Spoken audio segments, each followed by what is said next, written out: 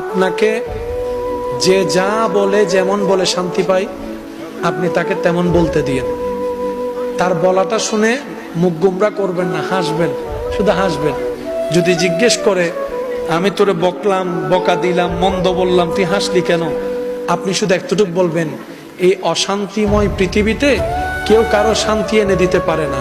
তা আমি ভাবলাম আমাকে দুইটা বকা দিলে যদি তোমার মন শান্তি হয়, আমার নামে দুইটা বদনাম করলে যদি তুমি শান্তি পাও, যাক আমি না হয় কষ্টই পেলাম, আমার আল্লাহর একজন বান্দাকে তো শান্তির ব্যবস্থা করে দিয়েছি, আল্লাহর একজন বান্দাকে শান্তির ব্যবস্থা করে দিয়েছি, তুমি শান্তি পাচ্ছ, এটা দেখেই আমার শান্তি লাগতেছে। মনে থাকবে ইনশাআল্লাহ। একটু কঠিন, কিন্তু বিশ্বাস করেন উত্তর দেওয়ার চাইতে বড় মজা হচ্ছে চুপ করে থাকা। প্রতিশোধ নেওয়ার চাইতে বড় মজা হচ্ছে ক্ষমা করে দেওয়া। একবার করে দেখেন, শয়তান করতে দিবে না, এটা সত্য। কারণ এগুলা করলে তো আপনি রহমত পাবেন, শয়তান তো এটা চায় না।